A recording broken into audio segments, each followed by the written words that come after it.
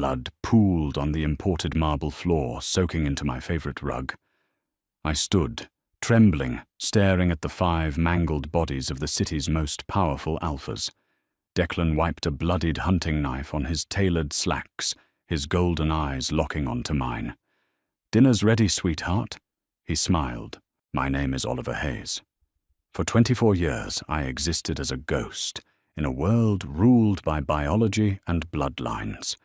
In modern Boston, the primitive dynamics of Alpha, Beta, and Omega were hidden behind corporate suits and political campaigns, but the hierarchy was as brutal as ever.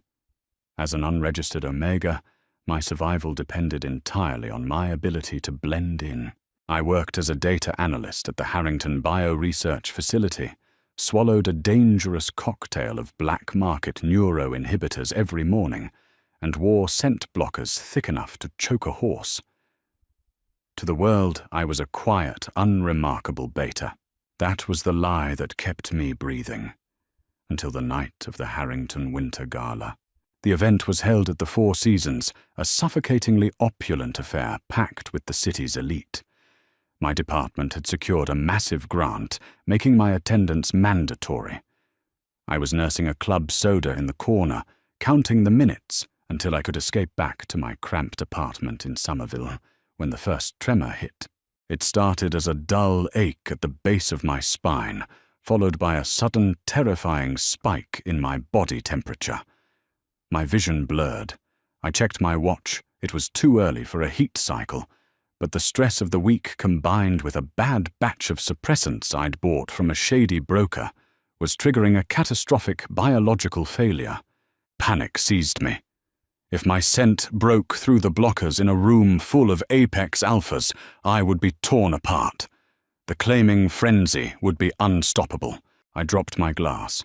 It shattered against the parquet floor, but the sound was drowned out by the jazz band. I stumbled toward the service hallway, gasping for air, as the sweet, heavy scent of crushed jasmine and rain began to seep from my pores. I pushed through the heavy oak doors into the dimly lit corridor, my legs giving out. I collapsed against the flocked wallpaper, clutching my chest, desperately, trying to control my breathing. Then the air pressure in the hallway changed. The overwhelming, suffocating aura of a prime alpha rolled over me like a physical weight. It smelled of ozone dark cedar and metallic ozone like a thunderstorm about to break. Footsteps echoed on the carpet. Slow, measured, predatory. I forced my eyes open and looked up. Standing over me was Declan Gallagher. Everyone in New England knew the Gallaghers. They weren't just a pack, they were a syndicate.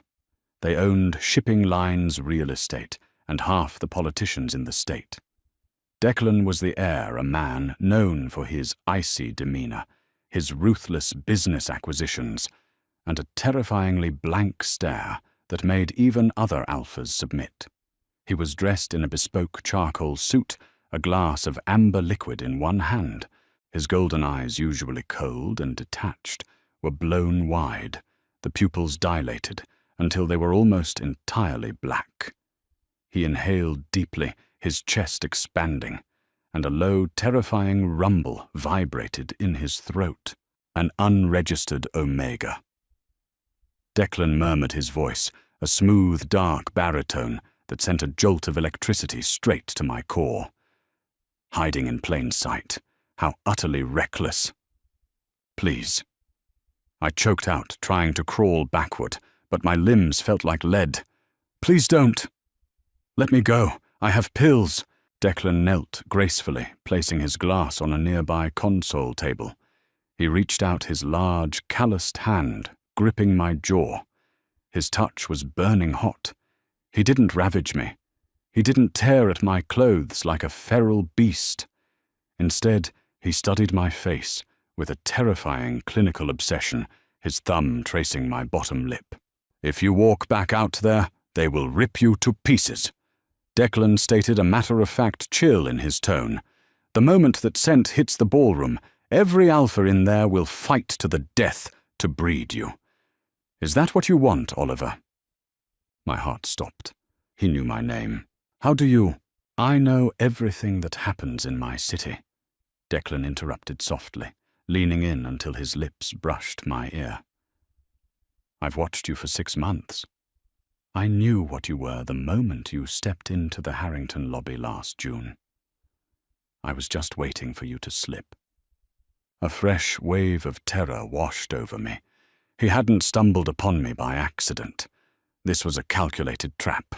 You're having a heat crash, Declan observed, slipping his arms under my knees and shoulders, lifting me effortlessly against his broad chest. The suppressants are poisoning your liver. It stops tonight. Put me down. I thrashed, but my weak struggles were nothing against his unnatural strength. I'm not your property. Declan didn't flinch. He walked down the service corridor toward a private exit. You are now, he replied, his voice devoid of anger, which somehow made it worse. The world is entirely too dangerous for something as fragile as you, Oliver. I'm going to lock you away where no one can ever touch you. And if anyone tries, I will end their bloodline. I passed out from the pain and the sheer, suffocating pheromones he was releasing, entirely unaware that the nightmare had only just begun. I woke up to the smell of fresh linen and the sound of rain tapping against heavy glass. I was no longer in my cheap apartment. I was lying in a massive 4-poster bed in a room that looked like it belonged in an architectural digest. Dark mahogany vaulted ceilings and a wall of reinforced glass overlooking a sprawling, heavily forested estate. My clothes were gone, replaced by an oversized, impossibly soft cashmere sweater that smelled intensely of dark cedar and ozone. Declan's scent. It was wrapped around me like a territorial brand. My body felt heavy, but the burning fever of the heat crash was gone. I noticed a small bandage on the inside of my elbow. An IV had been administered. The heavy oak door clicked open, and Declan walked in. He had discarded his suit jacket, his sleeves rolled up to reveal forearms corded with muscle and faint, silvery battle scars. He carried a silver tray with a porcelain cup of tea and a plate of food. You've been asleep for 2 days, he said, setting the tray on the nightstand. His golden eyes locked onto mine, unblinking.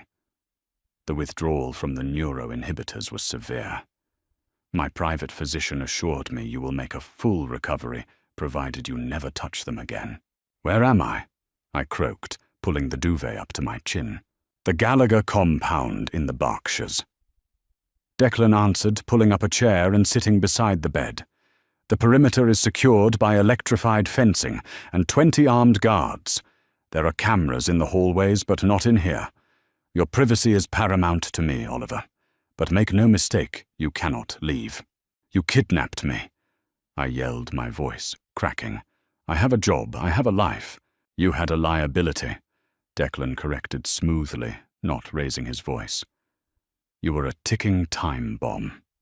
Now you are safe. Eat.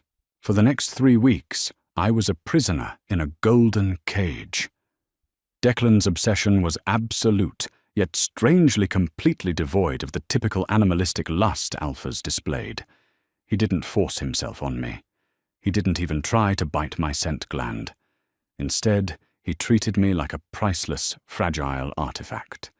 He managed my diet, dictated my sleep schedule, and spent hours just sitting in the room watching me read.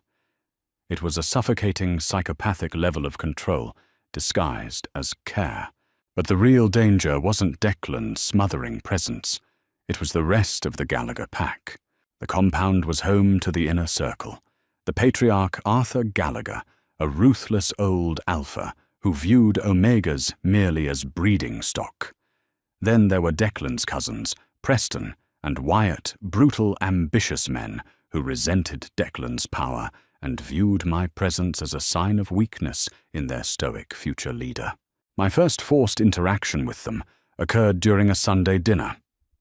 Declan insisted I attend, keeping a heavy possessive hand on my thigh under the long dining table. So this is the stray. Preston sneered, swirling red wine in his glass. He was a broad-shouldered brute with cruel eyes. No pedigree, no family name. You picked up a street rat, Declan. What's the matter? Couldn't afford a purebred from the European courts.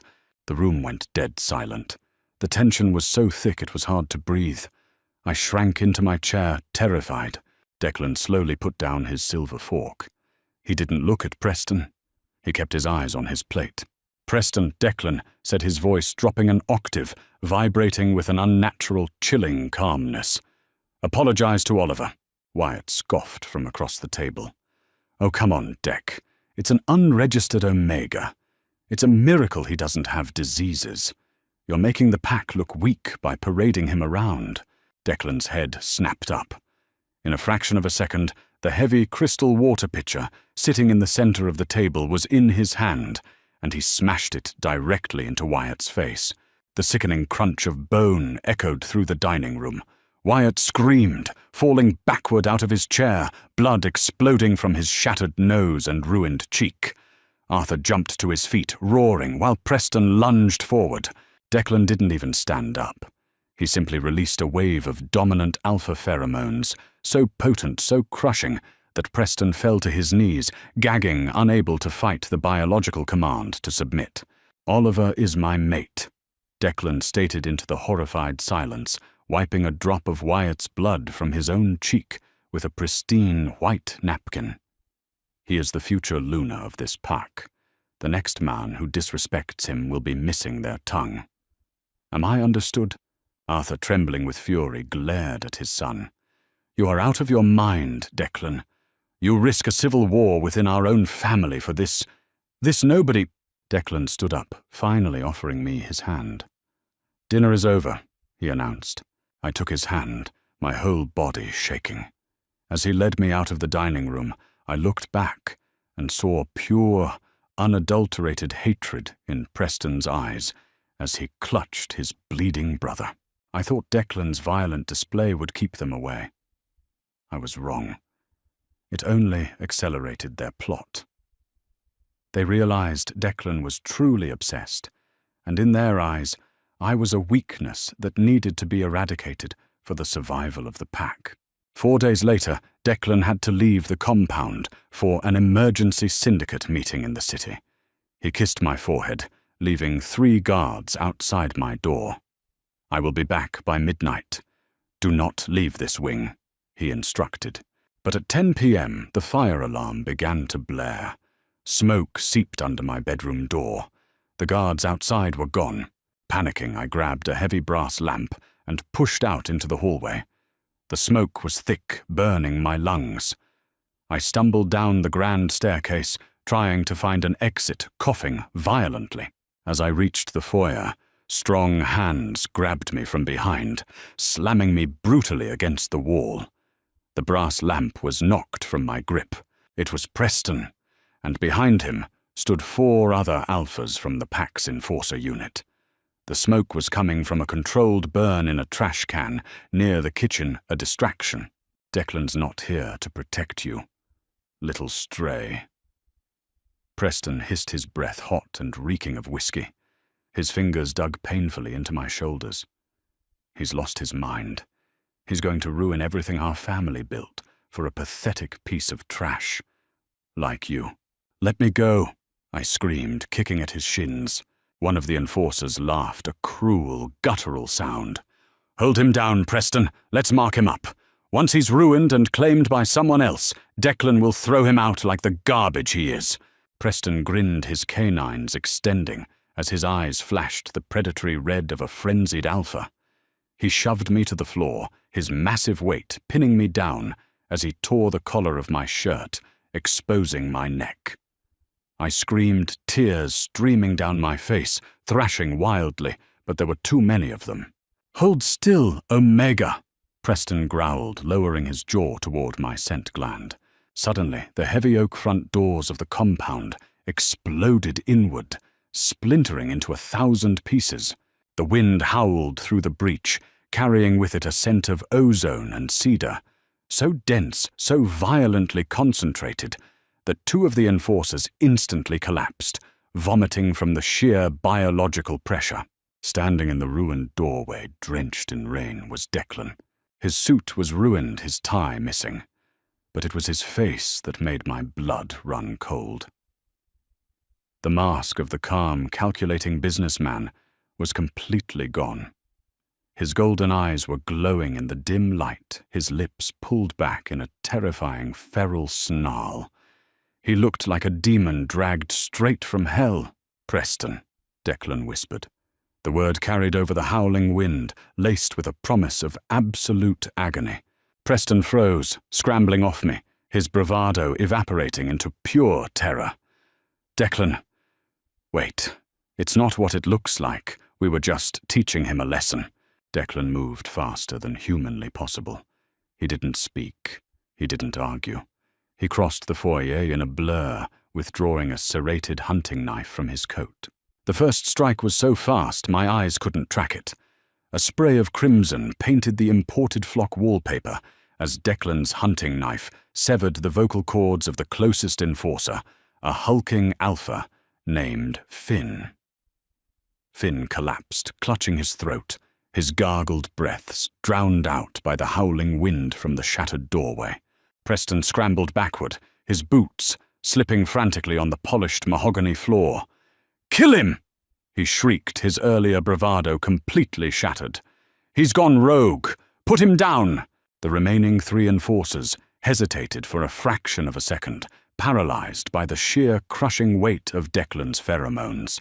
That hesitation was all it took.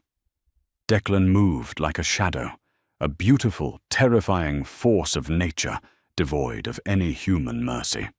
He caught the second enforcer by the jaw, driving the hilt of the knife into his temple with a sickening crack, before sweeping the blade across the chest of the third. I pressed myself against the wall, my hands clamped over my mouth to stifle my own screams. The air in the foyer, once filled with the scent of fear and smoke, was now heavy with the metallic tang of copper and Declan's overpowering, wrathful cedar. "Declan, stop, he's your blood!" shouted Gareth, the last standing enforcer, pulling a heavy Glock 19 from his shoulder holster. Declan didn't even flinch at the sight of the firearm. He stepped over Finn's twitching body, his golden eyes locked exclusively on Preston. "My blood?" Declan said, his voice an eerie, deadly whisper that echoed over the rain. "Tried to defile what belongs to me." Gareth fired. The gunshot was deafening in the enclosed space. The bullet grazed Declan's shoulder, tearing through his ruined suit jacket and drawing a bright line of blood. Declan merely tilted his head. With a flick of his wrist, the heavy hunting knife left his hand spinning through the air and burying itself to the hilt in Gareth's shoulder, pinning him against the heavy oak paneling of the stairwell. Declan casually walked over to the struggling, sobbing Preston. He grabbed his cousin by the collar of his shirt, lifting his massive 200-pound frame off the floor with one hand as if he weighed nothing more than a rag doll. "I warned you, Preston." Declan murmured, his voice lacking any rage, which only amplified the psychopathic horror of the moment. "I told you what would happen if you disrespected him." "Please, Dec." Preston wept blood and spit dripping from his chin. "We're family. We grew up together in Beacon Hill. You can't do this for a stray Omega. The Syndicate will rebel. Arthur will kill you." "Arthur," Declan replied smoothly, "is already dead." Preston's eyes bulged. "What? You think I went to the city for a meeting?" Declan asked, dropping Preston to his knees, but keeping a death grip on his hair. "I went to retrieve the financial ledgers from the Pfizer Shell Company, the one Arthur used to mass-produce the faulty neuroinhibitors that caused Oliver's heat crash." My breath hitched. The room began to spin. "Arthur, you didn't know?" Declan mocked, looking down at his cousin. "Arthur manipulated the black market. He deliberately poisoned the supply in Somerville to force hidden Omegas out into the open, hoping to capture unregistered breeders for the European syndicates. He put my mate in danger." Declan released Preston's hair and retrieved his knife from Gareth's chest, letting the enforcer slump unconscious to the floor. "I butchered Arthur in his own office 2 hours ago," Declan stated coldly, wiping the blade on his slacks. "And now I am cleaning house." Before Preston could scream, Declan moved. I squeezed my eyes shut, unable to watch, but the wet, horrific sound of tearing flesh and the heavy thud of Preston's body hitting the floor told me everything I needed to know. When I finally opened my eyes, the foyer of the Grand Berkshire estate looked like an abattoir. 5 bodies littered the entrance. The storm raged outside rain, lashing against the marble, washing the blood into the intricate grout lines of the floor. Declan stood in the center of the carnage. He was completely soaked, his chest heaving, slightly blood splattered across his cheek and ruined white dress shirt. He wiped his hunting knife on his tailored slacks, then turned slowly toward me. The feral demonic glow in his golden eyes began to fade, replaced by that familiar, suffocating warmth. He looked at the bodies, then at me, and a small, almost boyish smile graced his lips. "Dinner's ready, sweetheart," he said softly. The next 48 hours were a blur of calculated chaos and terrifying efficiency. Declan didn't call the police. He called his elite cleanup crew from the city. They arrived in unmarked black vans, moving with silent precision. By dawn, the bodies were gone. The marble was bleached and polished, and the shattered front doors were replaced by a temporary steel barricade. I sat curled up in the corner of my massive bed, entirely catatonic. My mind couldn't process the sheer scale of the violence I had witnessed. Declan had dismantled the leadership of the most powerful syndicate on the East Coast. In a single night, his own father, his cousins, his most trusted enforcers. And he had done it all without a second thought. When Declan finally entered the bedroom, the sun was rising over the Massachusetts mountains, casting a cold grey light through the reinforced glass. He had showered and changed into a fresh pair of sweatpants, his chest bare, the graze on his shoulder neatly bandaged. He looked entirely relaxed. The monster from the foyer was gone, replaced by the devoted, obsessed caretaker. He sat on the edge of the mattress, reaching out to gently brush a strand of hair from my forehead. I flinched, pressing my spine against the headboard. Declan's hand froze mid-air. A flash of genuine hurt crossed his features, quickly masked by stoic determination. "You are afraid of me. You killed them," I whispered, my voice raspy. "You butchered your own family. They were a threat to your life." Declan answered, his tone completely rational, as if discussing a business merger. "Arthur viewed you as cattle. Preston wanted to break you. I merely removed the variables that endangered my world." He leaned closer, his scent now purely a comforting rich cedar enveloping me. "And you are my world, Oliver." "You're insane." I choked out tears, finally spilling over my cheeks. "You can't just slaughter people and expect me to what playhouse love you?" Declan didn't get angry. He smoothly shifted onto the bed, trapping me between his muscular arms. His golden eyes bore into mine, stripping away every defense I had left. "I expect you to survive," Declan whispered, his thumb tracing my jawline. "The Boston underworld is in ruins this morning. Rival packs will smell blood in the water. But they will not touch you. They will learn that the new king of the Gallagher Syndicate is a madman who will burn the city to ashes before he lets anyone look twice at his Omega. I don't care if you think I'm a monster, Oliver. Monsters are the only ones capable of keeping angels safe in a place like this." I stared at him, my heart pounding a frantic rhythm against my ribs. Biology is a terrifying, traitorous thing. My rational mind screamed that I was trapped with a psychopathic mass murderer. But my Omega instincts, the primitive, deeply buried part of my brain that craved safety, and a strong alpha was purring. He had soaked his hands in blood to protect me. He had destroyed an empire to avenge my suffering. The heat crash, which had been simmering below the surface, suddenly surged forward, no longer repressed by fear, but ignited by the ultimate display of territorial dominance. My scent changed, shifting from fearful distress to heavy, intoxicating jasmine. Declan inhaled sharply, his pupils blowing wide. His control, absolute and ironclad for 3 weeks, finally snapped. "Oliver," he groaned, his voice dropping to a gravelly, possessive rumble. "Mark me." I breathed the words, tumbling out of my mouth before my conscious mind could stop them. I tipped my head back, baring the sensitive skin of my neck, offering him the very thing Preston had tried to take by force. Declan didn't hesitate. He buried his face in my neck, inhaling my scent as if it were oxygen before his canines extended, and sank deep into my scent gland. The pain was a sharp, blinding white light, followed instantly by a rush of pure euphoric heat that tied our nervous systems together. The bond snapped into place, heavy, dark, and permanent. I cried out, digging my fingers into his broad shoulders, anchoring myself to the beautiful monster who had claimed me.